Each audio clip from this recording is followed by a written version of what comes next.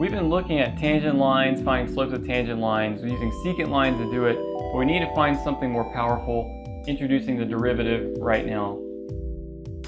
This is Calculus 3.1.1, Formulating the Derivative. If you haven't looked at the Intro to Mathematica lab yet, I advise you to do that to make this a lot easier. Also, we're using the outside-inside writing style to help us keep up with brackets and parentheses, braces, commas, those kind of things. All right, now what we have done in the past is we've found equations of tangent lines by looking at secant lines. We're going to create something that's more powerful called the derivative.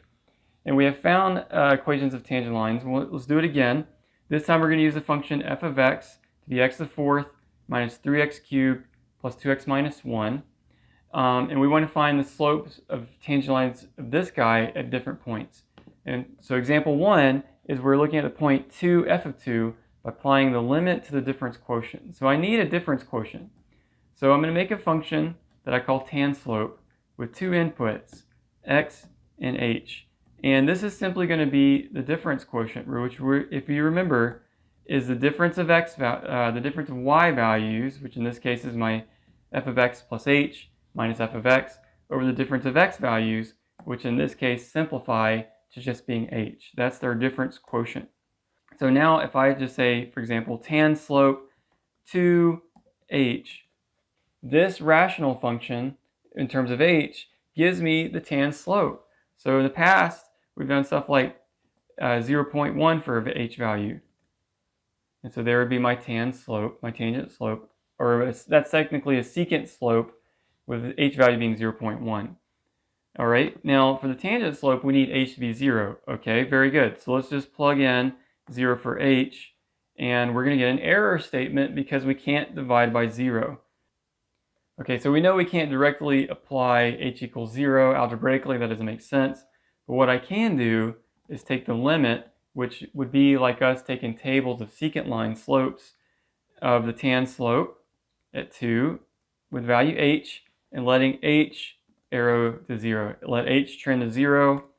And we get the value -2. So there's my tangent slope, -2. Now, algebraically, what's going on here is I'm doing some simplification on tan slope.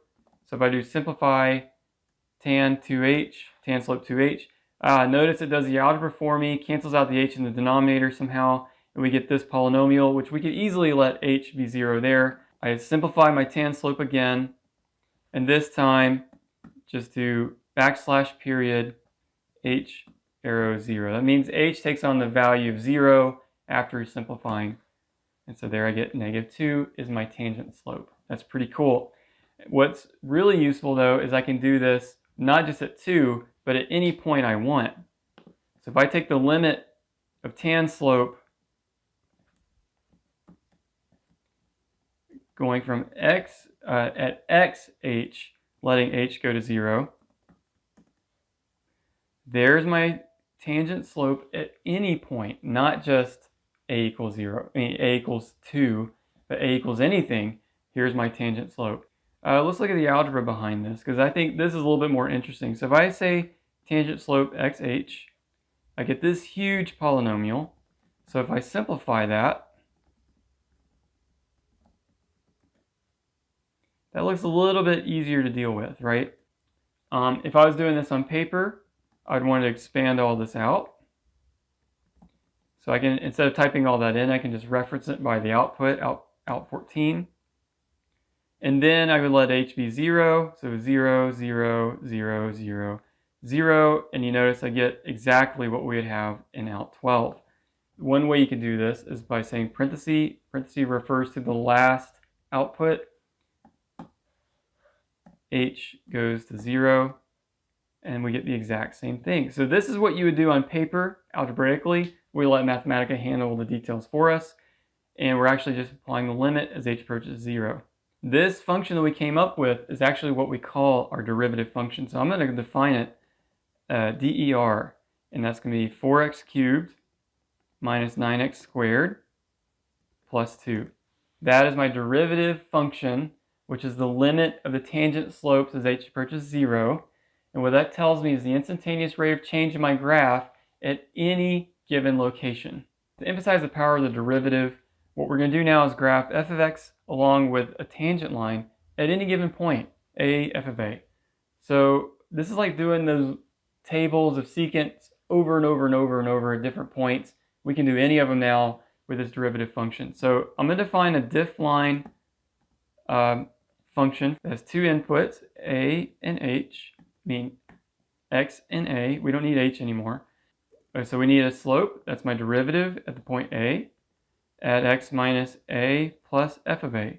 So you should log this in memory. The equation of the tangent line is always going to be the derivative of a times x minus a plus the y coordinate, which is f of a. And now that we have that, I can plot f of x along with diff line x2, for example. And this will give me a plot of the curve with the tangent line at the point 2, right here. Pretty cool.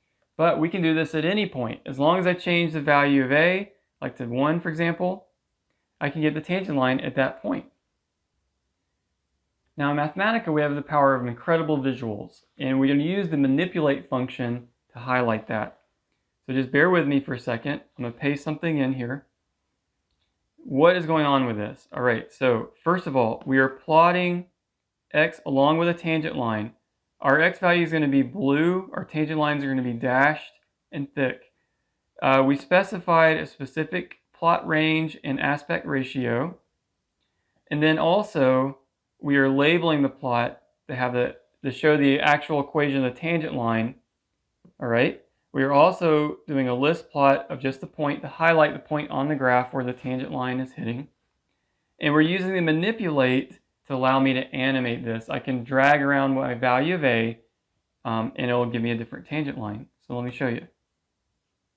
Okay, so as I drag the a bar along, you can see the point on the graph along with the tangent line and the equation of the tangent line with the slope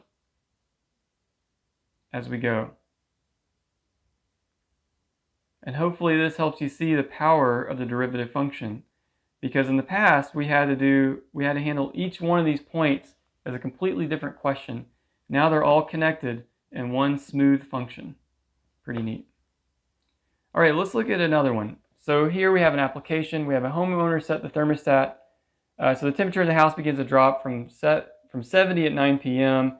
and reaches a low of 60 during the night, back to 70 by 7 a.m. The temperature of the house is modeled by this quadratic. Okay, we want to find the instantaneous rate of change of the temperature at midnight.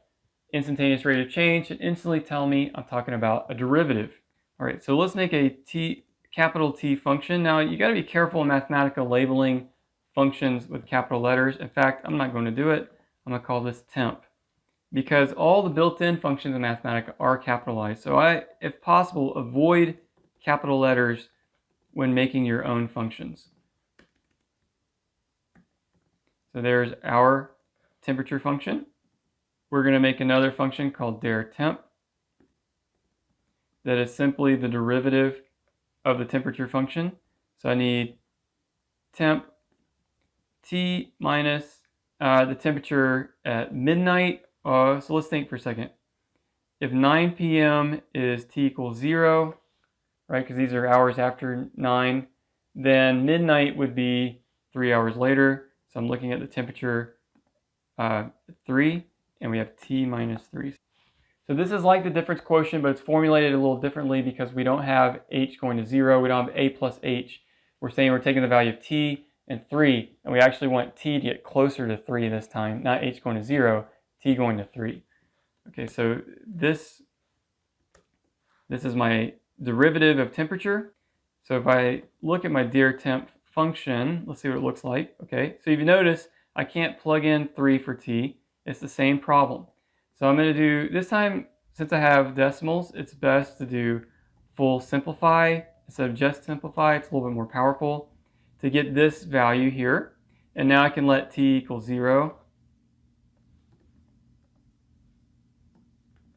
Not t equals 0, we want t equals 3 to get negative 1.6. All right, so what does this tell me? Finally, the instantaneous rate of change in temperature is negative 1.6 degrees per hour. So we're losing 1.6 degrees per hour. I hope that makes sense. The derivative is such a powerful application to so many ideas. This is just one of them. Okay, now actually in Mathematica, we don't have to go through this clumsy defining the difference quotient, letting h go to 0. We don't have to do that to get the derivative. We can just use the d function. So example 5 says use the d function, define the derivative of f of x. I say capital D of f of x. I need to specify what my variable is. So here we're taking the derivative. The way we say this is the derivative with respect to x. And there it is. It just calculates my derivative in one simple step. You can even say f prime of x, and it knows what we're talking about. But as you get into more advanced calculus situations, you're going to need the d function more than the f prime idea. Okay guys, I hope this makes sense. You made it through. We got the derivative now, so powerful. It'll make things going forward a lot easier for us. If you need help with the Mathematica, let me know. If you need help with mathematics, let me know as well. You can either contact me, leave a comment. I'll be happy to help. Thanks for watching guys, and we'll see you next time.